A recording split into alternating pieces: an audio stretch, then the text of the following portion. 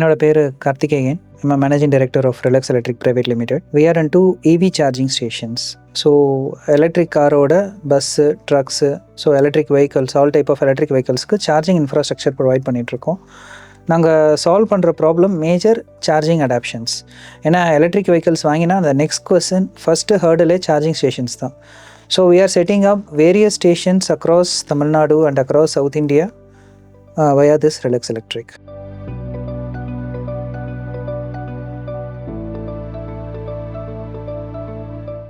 Charging ஸ்டேஷன்ன்றது எப்படி எங்களுக்கு வந்துச்சுன்னு கேட்டிங்கன்னா, நாங்கள் அப்ராட் போனோம்.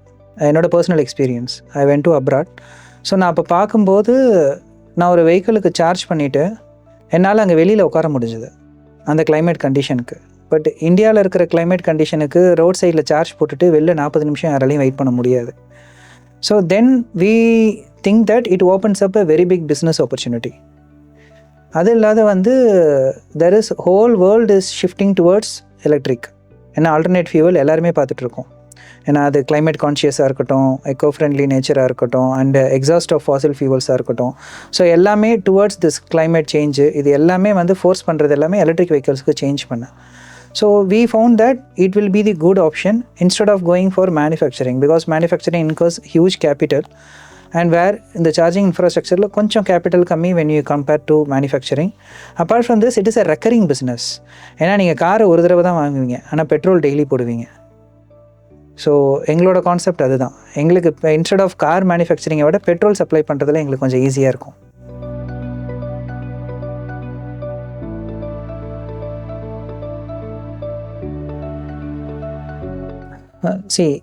எலக்ட்ரிக் வெஹிக்கிளோட சேல்ஸே தமிழ்நாடுன்னு இல்லை, அக்ராஸ் இந்தியா ஃபுல்லாகவே எல்லா இடத்துலையுமே அதிகமாக இருக்குது. And moreover people now preferring first car as an electric. Initially first காரை யாரும் எலக்ட்ரிக்காக சூஸ் பண்ண மாட்டாங்க.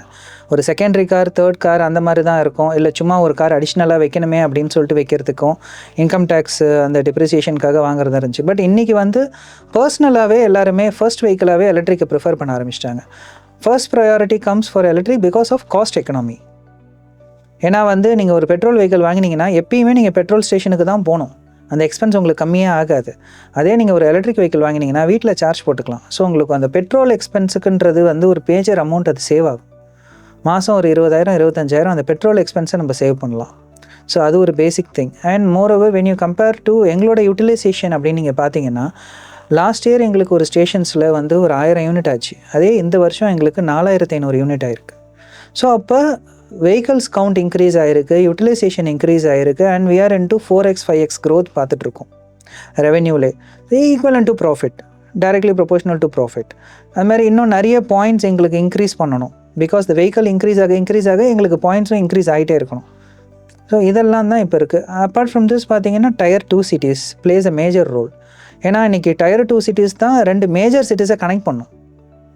இப்போ நீங்கள் எடுத்துக்கிட்டிங்க, இப்போ சென்னையும் திருச்சியும் Tier 1 வச்சுட்டிங்கன்னா, சென்னையை திருச்சியை டயர் கனெக்ட் பண்ணுறதில்ல. உங்களுக்கு திண்டிவனம்னு ஒரு Tier 2 சிட்டி இருக்குது, விழுப்புரம்னு ஒரு Tier 2 சிட்டி இருக்குது, பெரம்பலூர்னு ஒரு Tier 2 சிட்டி இருக்குது.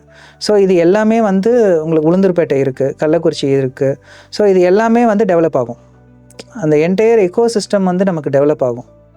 இதனால் Tier 2 சிட்டிஸை கான்சன்ட்ரேட் பண்ணும்போது ஆட்டோமேட்டிக்காக Tier 1 சிட்டிஸ் டெவலப் ஆகிடும். அண்ட் மோர் ஓவர் அதோட சீம்லெஸ் சார்ஜிங் இன்ஃப்ராஸ்ட்ரக்சர் இருக்கும்போது யாருமே கவலைப்படாத எலக்ட்ரிக் வெஹிக்கிளை வாங்கிடுவாங்க.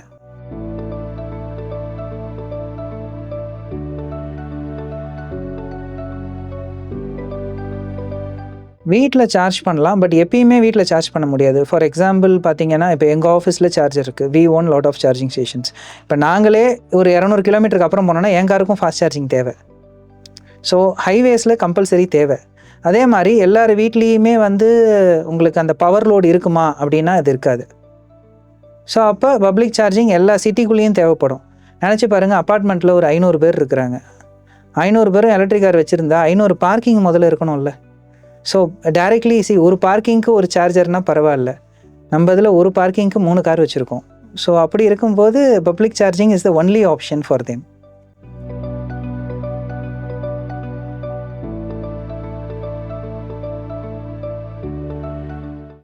எக்கோசிஸ்டம் நல்லாவே டெவலப் ஆகிட்டுருக்கு. ஏன்னா not only south India players, pan India பிளேயர்ஸே இன்றைக்கி தமிழ்நாடு ஒரு மேஜர் மார்க்கெட்டாக பார்க்க ஆரம்பிச்சிருக்காங்க. ஏன்னா இவி அடாப்ஷன் ரொம்ப ஈஸியாக நடக்கிறது சவுத் இந்தியாவில், that too especially in Tamil Nadu. Because the connecting crowd ரொம்ப ஹை. இப்போ உங்களுக்கு கோயம்புத்தூர்னா கேரளா க்ரௌட் கனெக்ட் ஆகும். அண்ட் மேஜர் ஹைவேஸ் இருக்குது நமக்கு. So which comes under NH44 இருக்கட்டும், NH566 இருக்கட்டும், சென்னை பெங்களூராக இருக்கட்டும், so and Chennai to Kolkata ஹைவேவாக இருக்கட்டும், இது எல்லாமே வந்து லாஜிஸ்டிக்ஸும் பர்சனல் க்ரௌடும் ரெகுலராக போகிற இடங்கள். ஸோ அதனால் உங்களுக்கு மூமெண்ட்ஸ் நிறைய இருக்கிறதுனால உங்களுக்கு நிறைய எக்கோசிஸ்டம்ஸ் டெவலப் ஆகிருக்கு. And the travelling kilometre range is very high. நீங்கள் தமிழ்நாட்டில் இன்றைக்கி காலையில் எடுத்திங்கன்னா ஒரு 600 கிலோமீட்டர்ஸை நீங்கள் வந்து ஒரு 7 to 8 hours போயிட முடியும். ஸோ அந்த அளவுக்கு ரோட்ஸ் எல்லாம் ஸ்மூத்தாக இருக்கும் ஹைவேல. So that gives us good smooth in ecosystem and revenue point.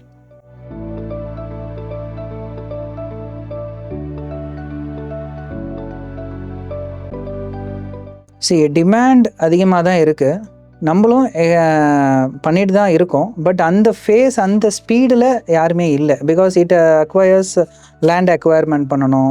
அடுத்து பார்த்தீங்கன்னா வந்து உங்களுக்கு அதுக்கான பவர் இருக்கணும், அதுக்கான ஃபீசிபிலிட்டிஸ் இருக்கணும். அண்ட் அந்த ஸ்டேஷன் கமர்ஷியலாக டெவலப் ஆகிறதுக்கு கொஞ்சம் டைம் எடுக்கும். It is vision wise it is viable, but commercial wise it will take some more time.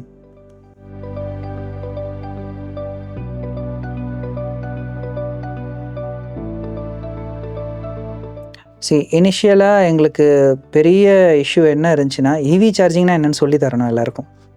ஏன்னா இவியே என்னென்னு உங்களுக்கு தெரியாது. ஃபஸ்ட்டு அவங்களுக்கு நான் எலக்ட்ரிக் வெஹிக்கல்னால் என்னென்னு சொல்லி புரிய வைக்கணும். அதுக்கப்புறம் இவி சார்ஜிங் இன்ஃப்ராஸ்ட்ரக்சர் எப்படி இருக்கணும், அப்புறம் அதுக்கான ரெக்குவயர்மெண்ட்ஸ் என்ன, பவர் அப்ளை பண்ணணும், என்ன பவர் அப்ளை பண்ணணும், என்ன type. And moreover it is very new to government also. So there also இந்த ஃப்ரேமிங் ஆஃப் பாலிசிஸ். இப்போ சென்ட்ரல் கவர்மெண்ட் ஒரு கைட்லைன்ஸ் கொடுப்பாங்க, அந்த கைட்லைன்ஸை பார்த்து தமிழ்நாடு கவர்மெண்ட் அவங்க ஒரு கைட்லைன்ஸ் கொடுத்தாங்க. அப்புறம் அந்த கைட்லைன்ஸை பார்த்து நாங்கள் வரும்போது திருப்பி கைட்லைன்ஸில் ரிஃபார்ம் வந்துச்சு. ஸோ இந்த ஸ்டார்டிங் ஃபேஸில் எங்களுக்கு கொஞ்சம் ட்ரபிள்ஸ் இருந்துச்சு. But troubles in the sense execution part, not troubles in setting up. அந்த இதில் வந்து பிஸ்னஸ் வைஸ் எங்களுக்கு ஸ்ட்ரகிள் இல்லை. ஒரு எக்ஸிக்யூஷன் பார்ட்டில் ஒரு ப்ராப்பர் ப்ரோட்டோகால் எங்களுக்கு கிடைக்கல. But within down the line of ஒரு 6 to 8 monthsக்குள்ளே எங்களுக்கு அந்த ப்ரோட்டோகால் கிடச்சிருச்சு. இப்போ எங்களுக்கு ரொம்ப சீம்லெஸ்ஸாக ஈஸியாக போயிட்டுருக்கு. எனக்கு தெரிஞ்சு மற்ற ஸ்டேட்டை விட தமிழ்நாடு வந்து ரொம்ப ஈஸி டு அப்ரோச். ஏன்னா எல்லா டிபார்ட்மெண்ட்டுமே சப்போர்ட் பண்ணுறாங்க.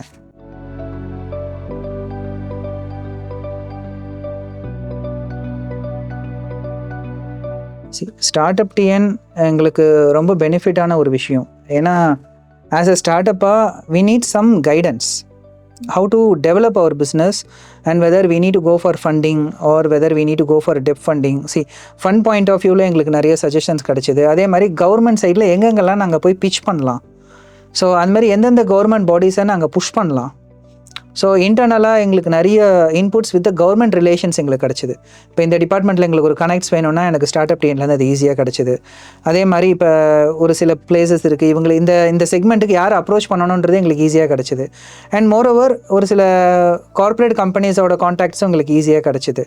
இப்போ யாருக்காவது டிமாண்ட் தேவை அப்படின்னா, இப்போ யாருக்காவது ஒரு கம்ப்ளைண்ட்ஸில் அவங்களுக்கு இவி சார்ஜிங் தேவை, இல்லை எலக்ட்ரிஃபிகேஷன் ஏதாவது வராங்கன்னா அந்த ரெக்குவயர்மெண்ட் எங்களுக்கு வந்துச்சு. ஸோ இதெல்லாம் வந்து எங்களுக்கு பெரிய plus. And funding side complete assistance இருந்தது எங்களுக்கு ரொம்ப ஹெல்ப்ஃபுல்லாக இருந்துச்சு.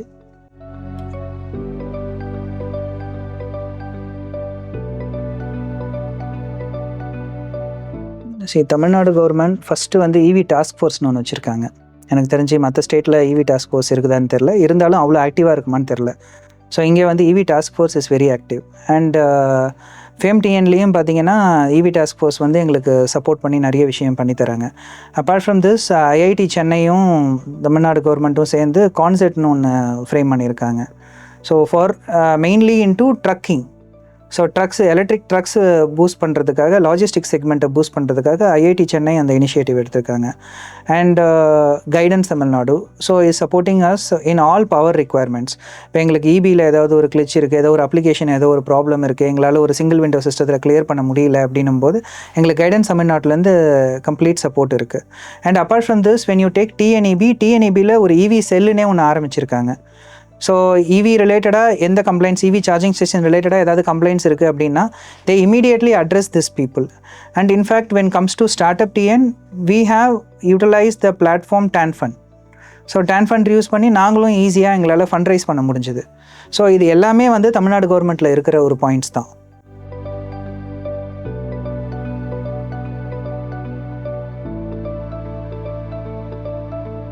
ஸோ ஃபஸ்ட்டு எங்களோட கிளைண்ட்லி பார்த்தீங்கன்னா, கிளைண்ட்லி சொல்கிறதுக்கு முன்னாடி இன்றைக்கி இதோட சினாரியோவை நான் சொல்லிடுறேன்.